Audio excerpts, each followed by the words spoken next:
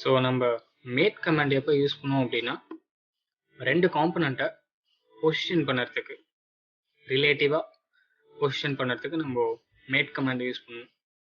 So இப்போ பார்த்தீங்கன்னா என்னோட ப்ராக்கெட் காம்பனண்ட்டை என்னால் ஜஸ்ட் ஒரு ஃப்ரீ ஸ்பேஸில் வந்து என்னால் மூவ் பண்ண முடியுது.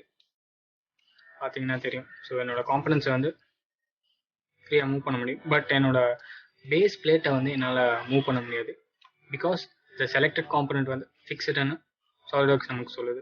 அண்ட் ஃபிக்ஸான காம்பனண்ட்டை நம்மளால் மூவ் பண்ண முடியாது. அண்ட் நம்மளோட லெஃப்ட் சைடில் ஃபீச்சர் ட்ரீயில் பார்த்தீங்கன்னாலும் எஃப் அப்படின்னு காமிக்கும். ஸோ அது ஃபிக்ஸ்டு அப்படின்றதுக்கான இண்டிகேஷன் தான்.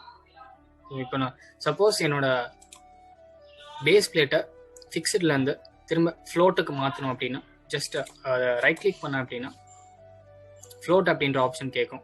ஃப்ளோட் கொடுத்தேன்னா என்னோட காம்பனண்ட் வந்து திரும்ப ஃப்ரீ ஸ்பேஸில் ஃப்ரீயாக மூவ் ஆக ஆரம்பிச்சிடும்.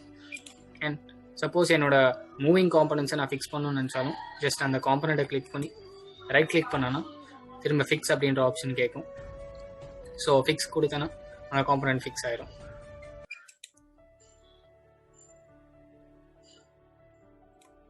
ஸோ நம்ம காம்பனன்ட்ஸை மேட் பண்ண ஆரம்பிக்கலாம். ஸோ மேட் பண்ணுறதுக்கு என்னோட அசம்பிளி கமாண்ட் மேலே பார்த்தோன்னா மேட் அப்படின்ற ஆப்ஷன் இருக்கும். ஸோ ஜஸ்ட் அதை கிளிக் பண்ணோம் அப்படின்னா நமக்கான மேட்டிங் ஆப்ஷன்ஸ் வந்து நம்ம ப்ராப்பர்ட்டி மேனேஜரில் ஓப்பன் ஆகும். ஸோ ஃபர்ஸ்ட் வந்து என்ன கேட்குதுன்னா என்டிட்டிஸ் டு மேட் அப்படின்னு கேட்குது.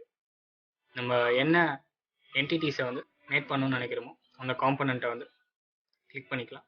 ஸோ இந்த கேஸில் வந்து நான் ஜஸ்ட் ஒரு கோஇன்சிடென்ட் மேட் கொடுக்குறேன்.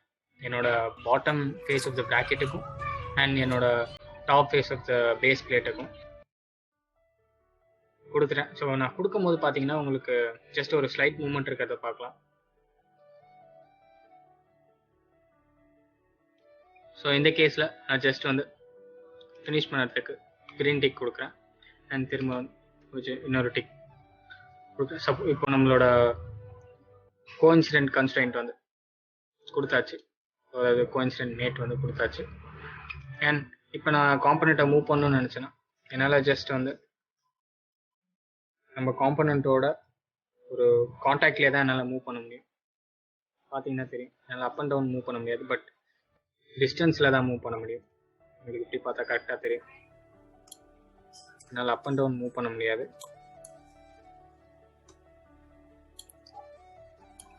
ஸோ அடுத்து நம்ம இன்னொரு மேட்டை வந்து கொடுக்கணும் அப்படின்னா ஜஸ்ட் திரும்ப மேட் கிளிக் பண்ணலாம்.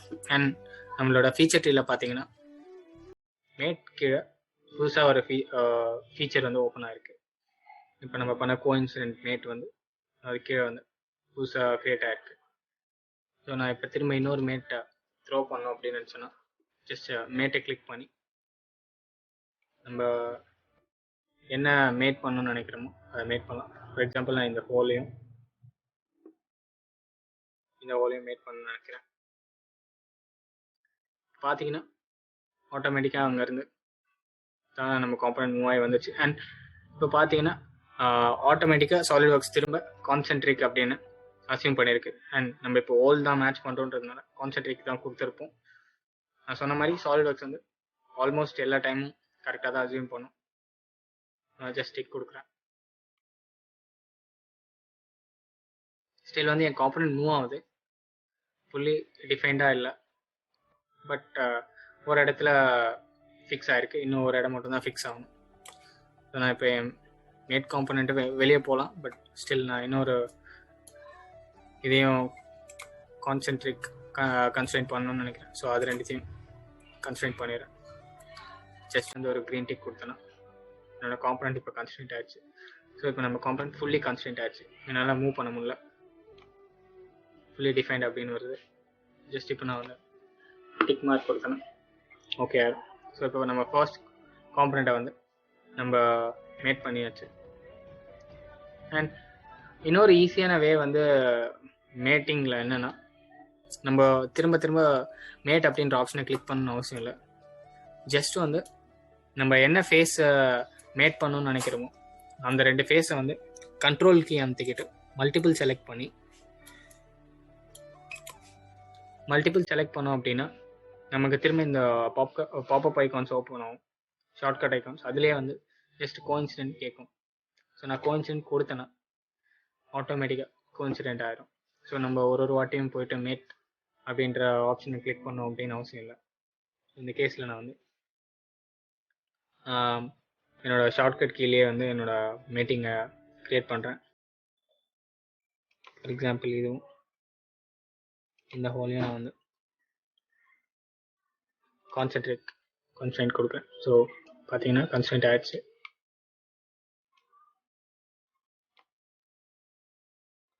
அண்ட் லாஸ்ட்டாக வந்து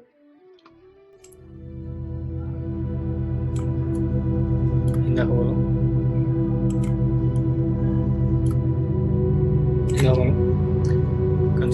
கான்சென்ட்ரேட் மேட் ஆகணும். ஸோ அதுவும் பண்ணிட்டேன். ஸோ கடைசியாக நான் என்னோட ஷாஃப்ட் காம்பனண்ட் மட்டும்தான் மேட் பண்ணணும். ஸோ அதையும் வந்து ஜஸ்ட் நான் என்னோட சர்க்குலர் ஃபேஸையும் சர்க்குலர் ஹோலையும் கிளிக் பண்ணுறேன். அண்ட் தென் கான்சென்ட்ரேட் அப்படின்னு கொடுக்குறேன். கொடுத்தோடனே நம்ம ஷாஃப்ட் காம்பனண்ட்டும் வந்து மேட் ஆயிடுச்சு. அண்ட் நம்ம லெஃப்ட் சைடில் பார்த்தீங்கன்னா மேட் அப்படின்ற ஆப்ஷனுக்கு நம்மளோட கான்சென்ட்ரிக் கோஇன்சிடென்ட் எல்லா மேட்டும் வந்து பில்டப் ஆக ஆரம்பிச்சிருக்கு. ஸோ நம்ம எப்பப்பெல்லாம் வந்து மேட் பண்ணுறோமோ அப்பப்பெல்லாம் வந்து இந்த மேட் கீழே வந்து நமக்கு ட்ரீ வந்து பில்ட் ஆகிட்டே தான் இருக்கும்.